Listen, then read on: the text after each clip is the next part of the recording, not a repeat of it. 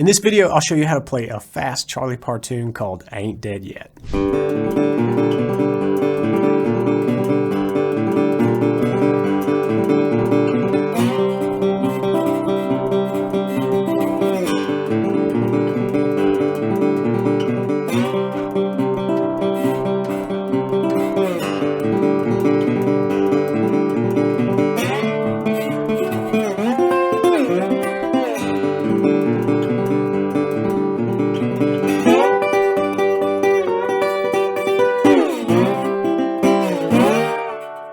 This tune is fast, but we'll slow things down a bit as we go through the three main parts to help you get them down on your guitar. You can check out the tab on Ultimate Guitar here so you can practice along.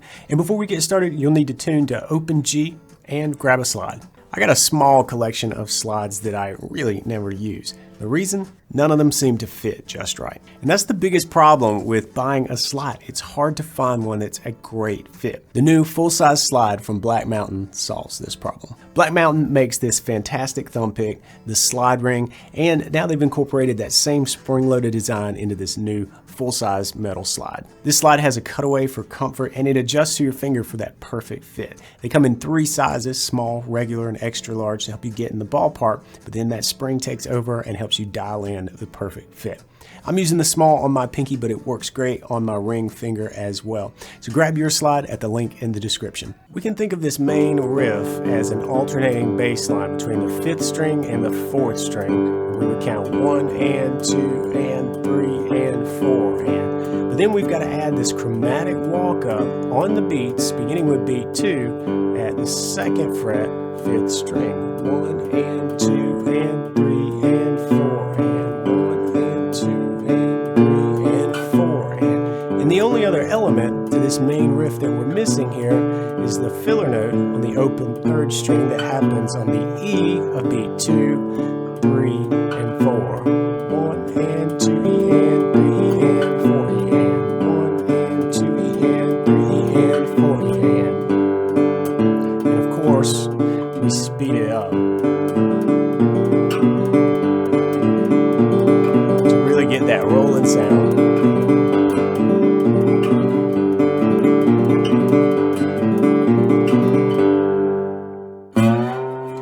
When the tune changes to the 4 chord, we're going to bring on the slide and move up to the 5th fret and basically just play through an alternating bass line. As we slide up to the 5th fret for this part, we're going to pick the bass line 5, 4, 6, 4, all under the slide, and we'll do that 2 times. And you can play these bars with just the bass line, or we can add a little interest by bringing on another filler note, and we can use the 2nd string under the slide at the 5th fret to do that.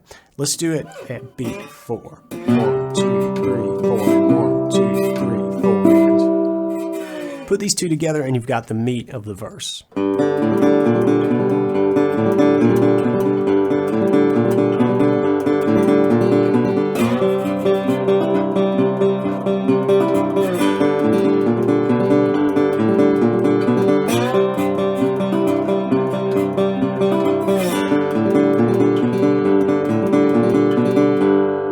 This next part is where we get to the 5 chord at the 7th fret before Charlie takes us up the neck for a very cool moment in the tune. For this part, we're sliding into the 7th fret and we're going to play the same pattern that we played over the 5th fret. So that means we're doing a 5, 4, 6, 4 alternating bass, and we're going to do that again to fill the measure.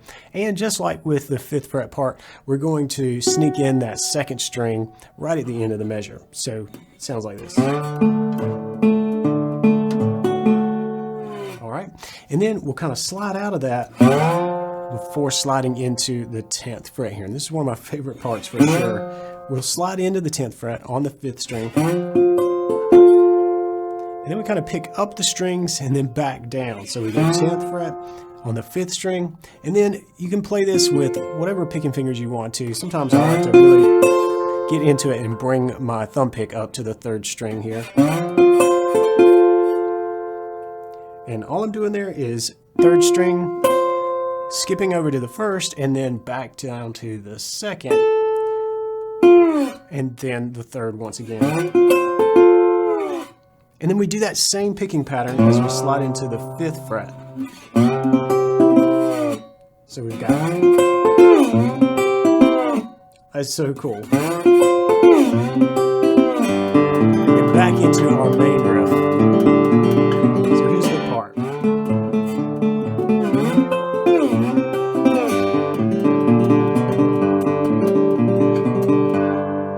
After the vocal wraps up with the "Give Me My Flowers Now" refrain, there's a short guitar break that takes us all the way up to the 12th fret that sets up a very unique and powerful turnaround. We don't normally think about alternating bass patterns as involving the 3rd string, but it's going to help if we do that here. If you've gotten this far in the piece, your thumb's already used to doing some alternating bass picking, and it's going to come in handy for the timing on this part.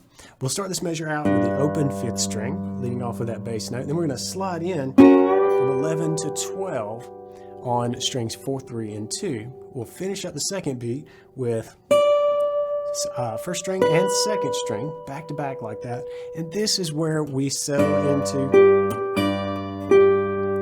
the rest of the measure as sort of an alternating bass pattern where we're just pinching the 1st string with the open bass and then thumb doing the 12th fret bass. Use that term loosely, and we'll just do that twice so that the first measure here sounds like this.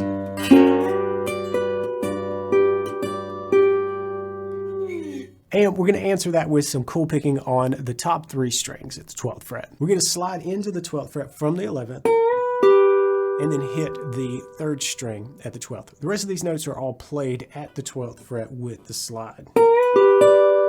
We come up to the 1st string and then fall down to the 2nd and 3rd again. So we've got this to open us up. All right, one more time. Listen to the timing. Then we've got a little triplet from the 1st string to the 3rd and then the 2nd.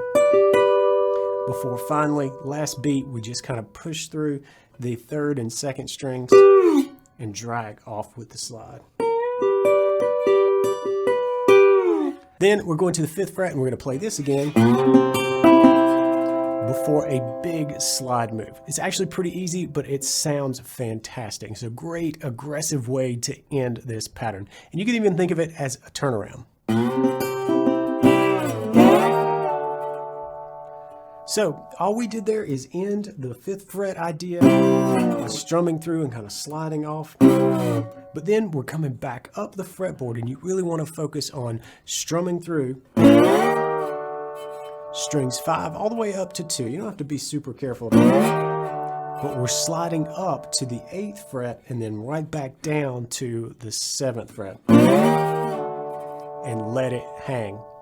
And then we'll just slide off from there and get back into our picking pattern. All right, let's listen to this part put together.